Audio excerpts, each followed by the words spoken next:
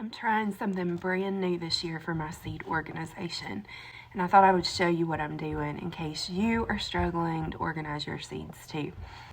So I've done this a lot of different ways over the years. And before I begin, there's something important we need to talk about, and that is the difference between short-term and long-term seed storage. So for short-term seed storage, I'm talking about seeds that you're going to use within the next year to 18 months. Seeds that you are currently going through, working with, using, planting, rotating, that sort of thing. Those are short-term seed storage. On the other hand, long-term seed storage are seeds that you're keeping as a backup in case you ever need seeds and you can't get to your short-term seed supplies or you've used those all up.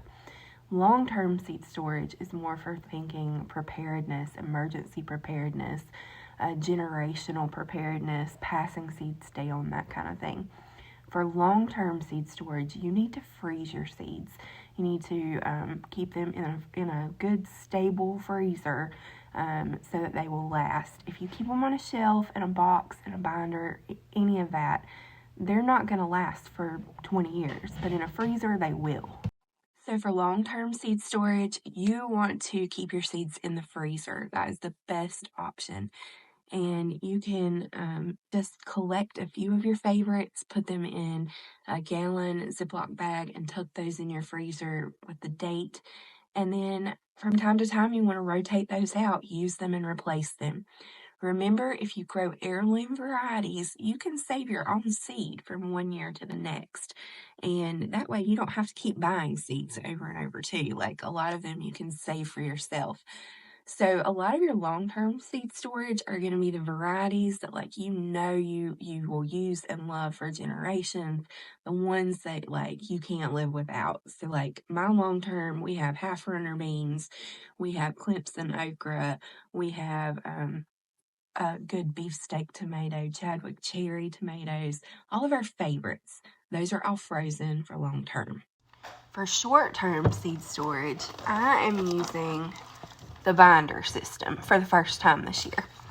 So this is what I'm trying for this year. I got some binders and I got these little inserts. Now I saw this idea from Allie at Our Midwest Roots. Thanks, Allie. And I was excited to try it for short-term seed storage because this will be so handy to just flip through and find what I'm looking for when I'm seed starting, and I can organize them into categories. You can put dividers. So when I originally ordered the little inserts, I ordered one huge binder. This is one of the really thick ones, and I thought I could get all of my seeds in there. Well, there wasn't no way to get all of them in one binder. So this is just my tomatoes and peppers in this one. But it's so fun.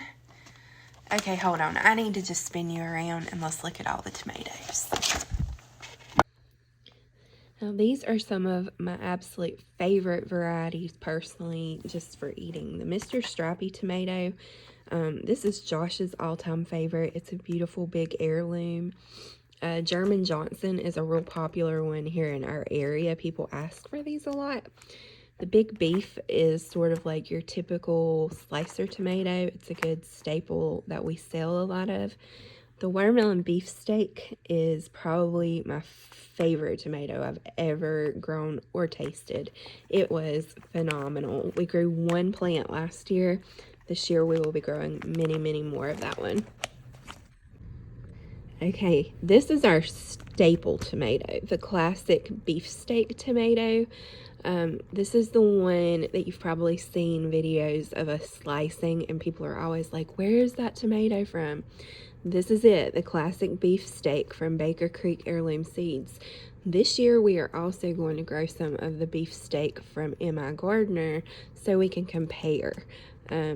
This to me looks like it's going to be a bigger beefsteak variety, but we're going to see. We've also got the Amish paste, which is my Old Faithful canning variety. We grow a lot of those. And then the Pink Ox Heart is one. I grew one plant last year and it didn't really produce a ton, so I'm going to try it again. Some other fun varieties here. I mean, we're just Look at this. Isn't that fun? It's sort of like a grab bag of different varieties. Miss Gail, I got you some yellow pear tomatoes. Miss Gail is my friend locally, and she loves those. So I'm going to grow some of those for her.